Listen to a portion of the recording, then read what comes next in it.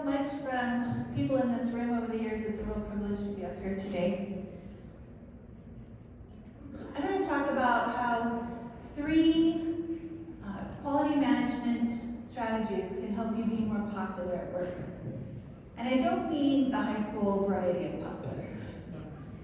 I'm talking about those grown-up professional relationships that are based on trust and respect that are foundational for our success. I'm sure you've all heard of the Pareto rule, or the Pareto principle, also known as the 80-20 rule, which says that 80% of the problems are caused by 20% of the people. And it also says that 80% of the solutions come from 20% of the people. So I want to share how customer service, communication, and continuous improvement can place us firmly on the right side of the 80-20 rule.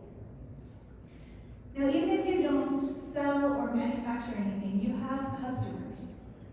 Your customers are the people and the organizations that benefit from and rely on the work that you do. When you understand the needs of your customers, it equips you to help them rather than hinder them. So make sure that you're asking questions, inviting feedback frequently in those important relationships. And remember that you are a customer too. You are a customer to anyone who provides you with what you need to do your work. So don't be shy about initiating those conversations and letting them know what you need so they in turn can give you good service. All right, next is communication. Back in the day when I was first learning about total or quality management, we would often see diagrams like this. They would get at how many trips to the copy machine does it take to complete a certain task. The fewer the steps, the more efficient the process. And it's like golf, you want a low score to be good at this. But this is a bit of a dated illustration, I think. We're going to talk about something that we use every single day. Email. Everybody's favorite subject, right? But time is money, and every time an email is sent and received, time and money are spent on both ends of that. Sometimes the sender spends less time than the recipients.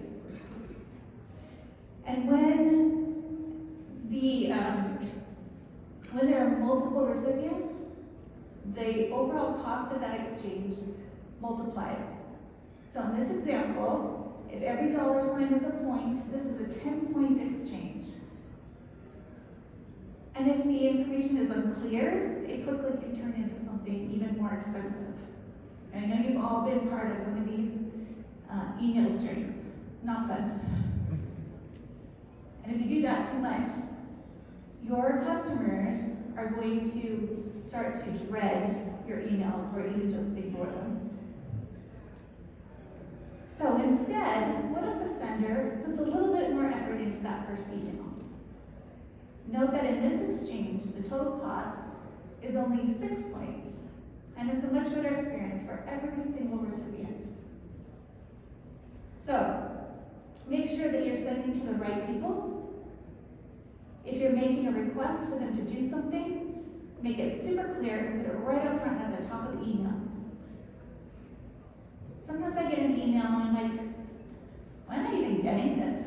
How is it relevant to me? So don't make people guess. Give them enough context, but avoid the temptation to use too many words to do it. Be accurate. This is more than just a spell check. Make sure your content is from good, reliable sources. Make sure your links work. Make sure your attachments are the right ones and that they are labeled in a logical way. And then make your email readable. So avoid those big, dense blocks of text. Use fewer words, shorter paragraphs, and bullet points. All right, enough about email. On to continuous improvement. This one's a no-brainer because it's built into emergency management. But we forget sometimes that we can apply this to ourselves as individuals and to our own desks. So, if you want to be really good at a specific thing, make yourself a training plan and pursue it. Be the kind of person that people are not afraid to approach and tell you when you've screwed something up. Because we don't always see our own mistakes. And if nobody tells us, we're going to keep doing the same thing over and over again. Excuse me. Always be on the lookout for ways that you can improve your own processes. And then learn by mentoring others.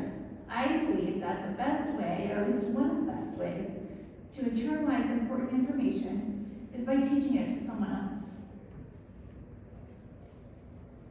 So to wrap this up, customer service, good communication, and continuous improvement can help us build those relationships that are so critical to our success. None of that is rocket science. It's stuff I've heard all day long today, to be honest.